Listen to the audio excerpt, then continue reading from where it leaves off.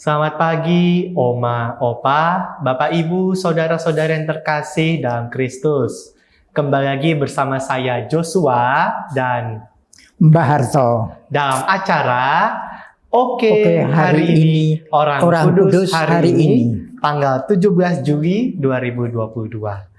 Selamat pagi Mbah Harto. Selamat pagi Mas Yusua. Apa kabarnya Mbah? Baik, hari ini saya sehat. Luar biasa. Tuhan memberkati kita. Amin. Oke, hari ini acaranya Orang Kudus yang bernama Santa Marcelina. Santa Marcelina. Wah, hebat sekali. Dia itu hidup pada zaman Imperium Romanum. Nah, apa itu Imperium Romanum? Imperium Romanum itu kekaisaran Roma, Mbah. Waktu itu bahasanya bahasa apa? Bahasa Latin. Bahasa Latin. Mas Yusuf bisa bahasa Latin? Paul. Bone mane? Bonum mane. Quod agis? Bene. Etu? Ego quoque bonum sum. Gracias, Tibi. Baik, Mbah. Terima kasih. Kami ingin tahu kisah bagaimana dari Santa Marcelina ini. Silahkan, Mbah. Oh, Santa Marcelina. Santa Marcelina itu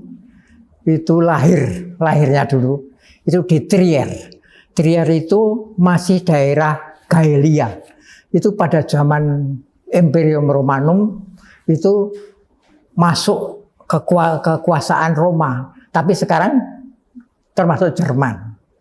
Nah, kemudian kita bicara dulu tentang bapaknya ya. Ayahnya dulu.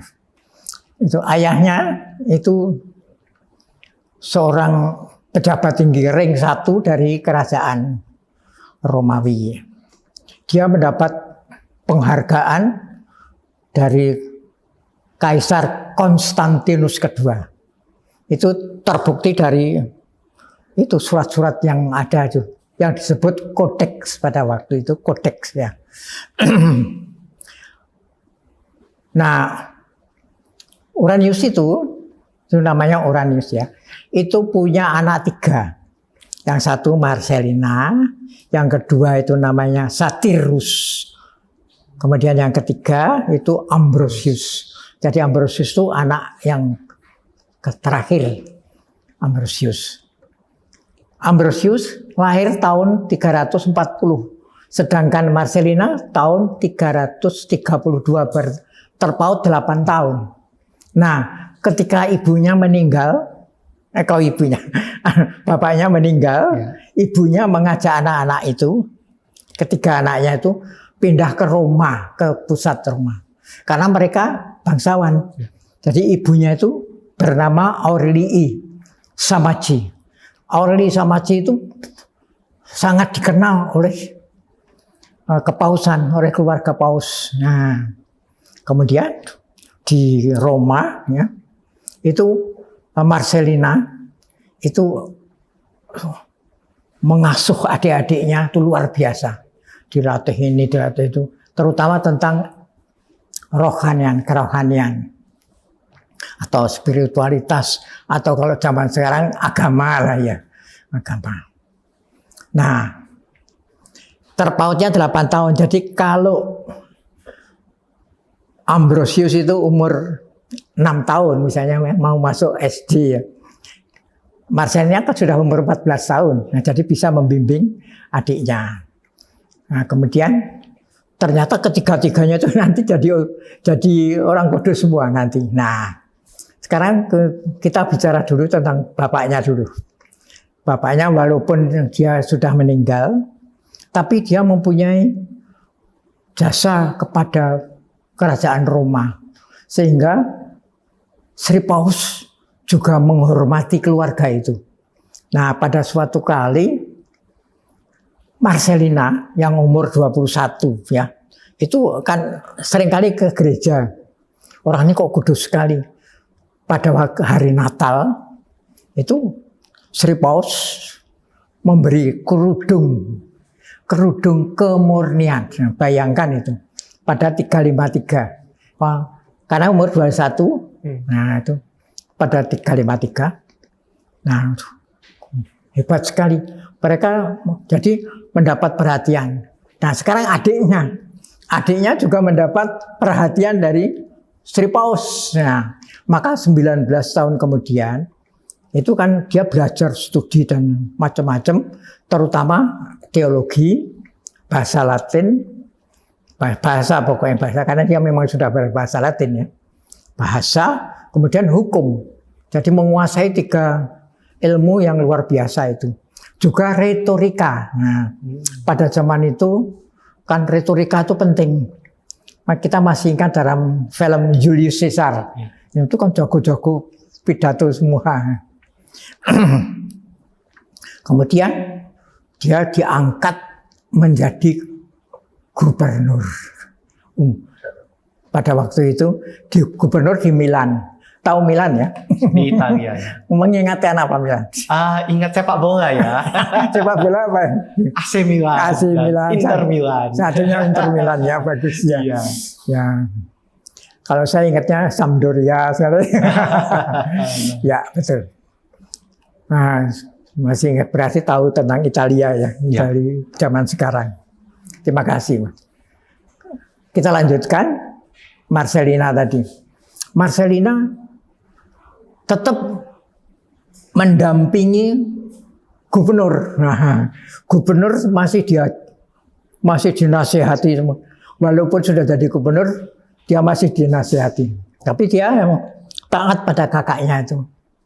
Karena apa? Karena Marcelina itu hidup asketis. Kira-kira apa arti keasketis? Wah, apa ya? Asketis. Hidup yang tidak mementingkan kenikmatan dunia. Nah, betul. Ya, contohnya tidak makan daging, yang tidak suka nonton opera, tidak suka berfoya-foya, itu asketis. Terima kasih. Ya. Jadi Mas Yosua juga tahu tentang asketis. Itu apa? Dilakukan oleh Marcelina. Nah, pada suatu kali pada tahun 374-an itu gubernur Milan. Nah, Milan itu ibu kota kedua ya. Itu gubernurnya kan Ambrosius. Ya. belum Ambrosius. Jadi ada gubernurnya meninggal. Nah, sebelum Ambrosius jadi gubernur, itu ada cerita lucu. Apa itu? Ya, bukan lucu tapi aneh sekali. Ya. Yaitu apa? Keuskupan Milan ya. Itu diperebutkan antara aliran Arianisme dengan aliran Trinitarisme. Nah, kemudian mereka ribut. Karena ribut, gubernur datang untuk melerai gitu. Dia pidatonya bagus sekali, sehingga semua itu tertegun, kemudian terpesona. Lalu mereka dengan aklamasi mengatakan, kalau begitu Bapak Gubernur aja yang jadi uskup. Karena baik Arianis ya, dan Trinitaris itu semua menghormati Ambrosius. Nah, kemudian Ambrosius diperkuat oleh Sri Paus. Ya, kamu jadi uskup aja dah daripada jadi jadi gubernur. Baik. Kemudian gubernur itu kan kaya ya. Semua kekayaannya dibagi-bagikan kepada orang miskin. Bayangkan itu. Kemudian kakaknya Marcellinus itu masih lucu lagi. Gimana? Dia masih membimbing semua, dianggap seperti adiknya itu biar uskup. Nah, terus dia kan hidup asketis. Kemudian dia genti menegur kakaknya. Kak, kamu itu sudah tua, ya sudah, hidup aja seenaknya. Seperti masih menggunakan suka hidup asketis. Terus nggak dijawab, tapi dijawab dengan doa. Akhirnya apa? Akhirnya Bapak Uskup ikut hidup secara asketis itu. Nah, itulah Marcelina yang luar biasa Nah, kemudian pada saatnya dulu Bapak Uskup, Pak Ustadz Monsinyur Ambrosius yang terkenal sekali itu, dia juga bisa menulis sehingga disebut waktu itu disebut pujangga gereja.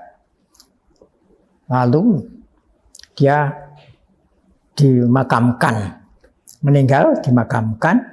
Nah, oleh Sri Paus dibuatkan basilika. Basilika itu gereja yang besar itu ya, basilika.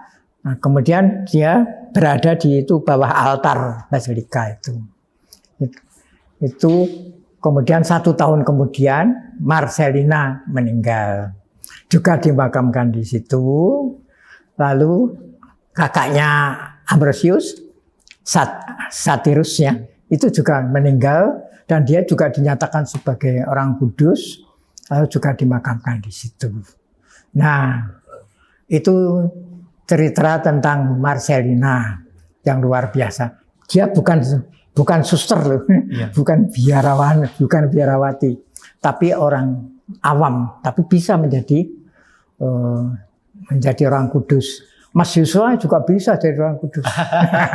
Ya, amin ya, terima kasih. Ya. Betul, terima kasih. Jadi memang tadi Mbah Harto sudah bercerita banyak tentang Santa Marcelina dengan kedua adiknya, Santo Satirus dan Santo Ambrosius. Luar biasa sekali bahwa Santa Marcelina ini adalah kakak sulung dari Santo Satirus dan Santo Ambrosius. Dan menariknya dalam kehidupannya, Santa Marcelina ini menjalani hidup asketis ya Mbah ya, asketis yang luar biasa, sehingga bahkan hidupnya ini ditegur oleh sang adik yang waktu itu sudah menjadi Uskup Ambrosius. Tetapi dalam perjalanannya justru Uskup Ambrosius itu mengikuti jejak dari kakaknya Santa Marcelina. Hingga akhirnya ketiga bersaudara gitu ya Mbah ya, ketiganya dimakamkan di Basilika Santo Ambrosius di Milan. Ya. Luar biasa sekali. Jadi memang ini kisah 3 bersaudara ini luar biasa sekali. Apalagi Santa Marcelina tadi Mbah Harto mengatakan dia bukan seorang biarawati, tetapi bisa menjadi seorang kudus hanya sebagai orang biasa ya Mbah ya. Iya. Dan tentunya ini menjadi inspirasi bagi kita supaya mungkin saya atau Mbah Harto atau yang lain siapa saja bisa menjadi orang kudus. Luar biasa sekali Mbah Harto. Ada lagi yang mungkin yang mau ditambahkan Mbah Harto? Bagaimana? Ada yang mau ditambahkan lagi? Apanya? Ceritanya apakah yang mau ditambahkan lagi? Atau sampai di situ dulu. Oke, baik, luar biasa sekali ya. Jadi terima kasih Mbah Harto sudah membagikan cerita tentang Santa Marcelina, juga adiknya Santo Satirus dan Santo Ambrosius. Luar biasa sekali. Sebelum kita mengakhiri perjumpaan kita, mari kita berdoa bersama-sama. Dalam nama Bapa dan Putra dan Roh Kudus. Amin. Santa Marcelina, doakanlah kami. Kemuliaan kepada Bapa dan Putra dan Roh Kudus, seperti pada permulaan, sekarang, selalu, dan sepanjang segala abad. Amin. Dalam nama Bapa dan Putra dan Roh Kudus. Amin. Terima kasih Oma, Opa, Bapak, Ibu, saudara-saudara yang terkasih atas kebersamaan kita pada hari ini. Sampai jumpa di acara Oke, hari ini, Orang Kudus hari ini selanjutnya.